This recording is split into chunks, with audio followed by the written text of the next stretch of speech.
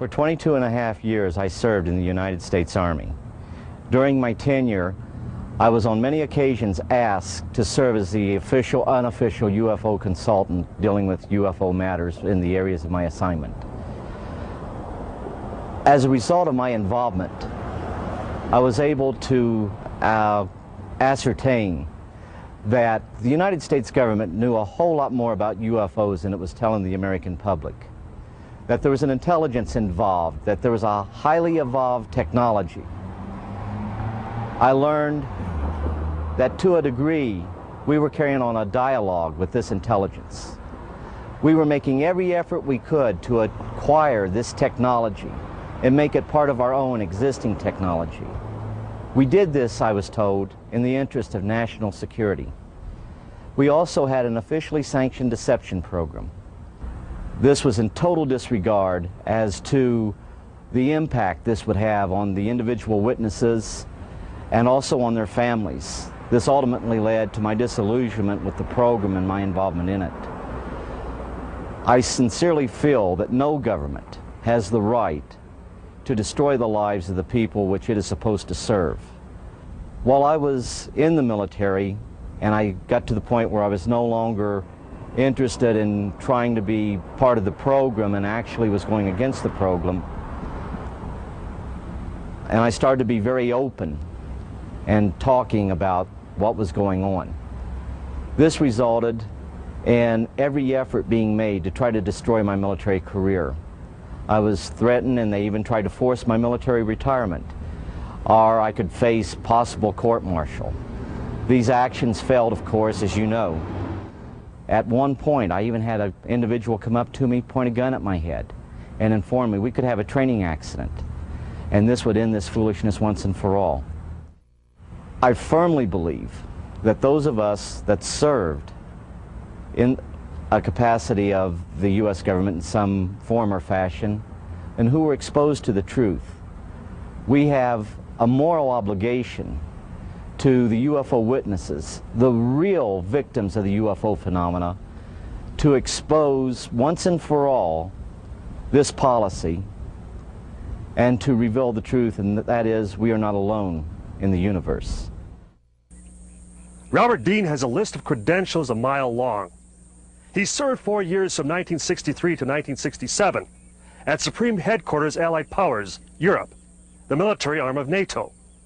He was an intelligence analyst with a cosmic top-secret clearance. Well, Don, it began for me in 1963 when I was assigned to the Supreme Headquarters Allied Powers in Europe.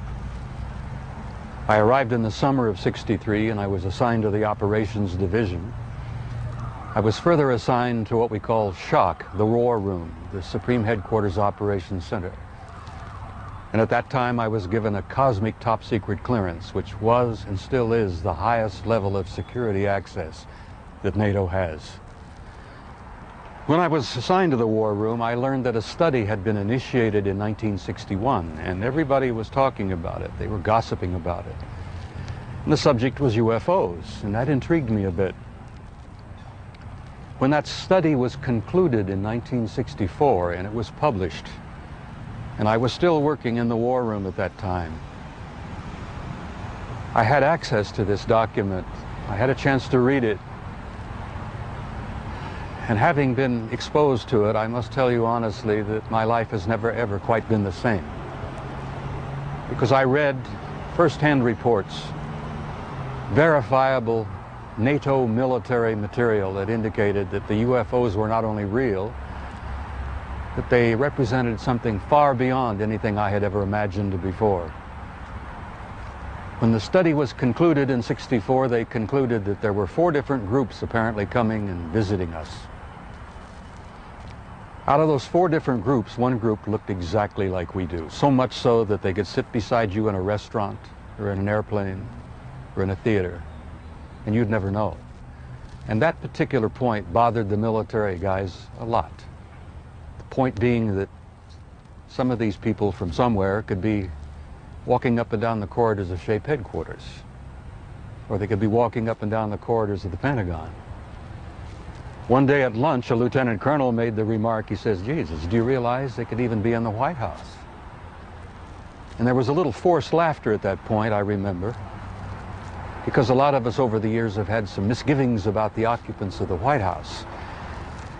But the point I'm making is that the idea that aliens could be here in our midst bothered the military, because if you're not paranoid when you go into the service, you're certainly trained very quickly to be so.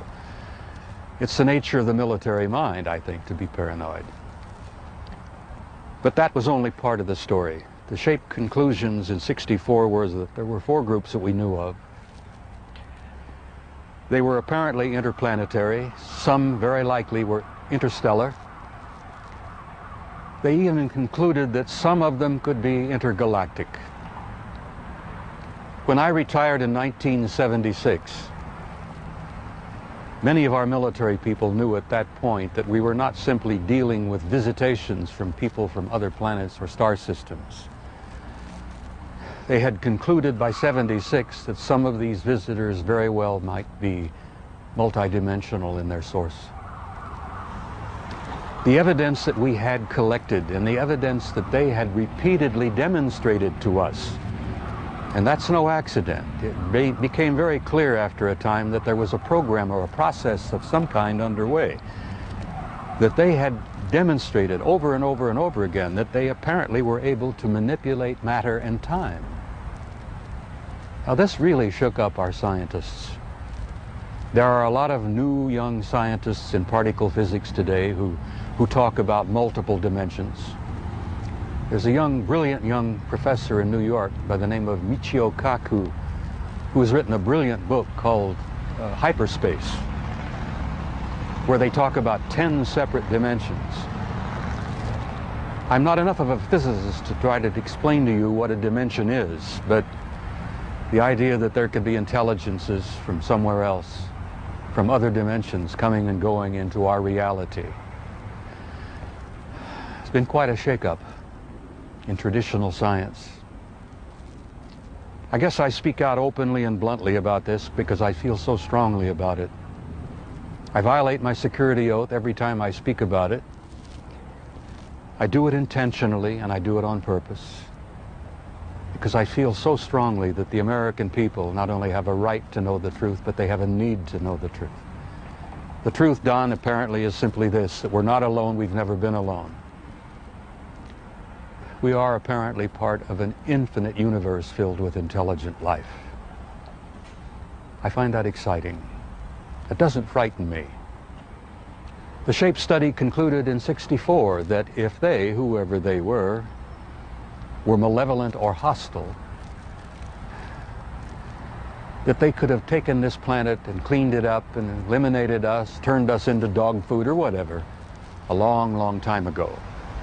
That the historical evidence indicates that they've been with us a long time, and I've concluded that we had what I like to call an intimate interrelationship with at least one of those groups, the group that looks exactly like we do. And that point is, I don't like the word alien. I don't think the term alien is appropriate at all here. I like to refer to them as family. We're related to them. I think they had a hand in our being here. And I think the time has come where we're about to meet our extended family. It's going to be very soon, and the people are not ready. And one of the reasons I do speak out so bluntly and so openly is if in some small way I can help people get prepared for this. Because I believe that this reality, once we have accepted it and understood it and gone beyond the fear, will bring about an expansion of consciousness in the human race that will truly help us and prepare us to go out there and take our rightful place in that infinite community of life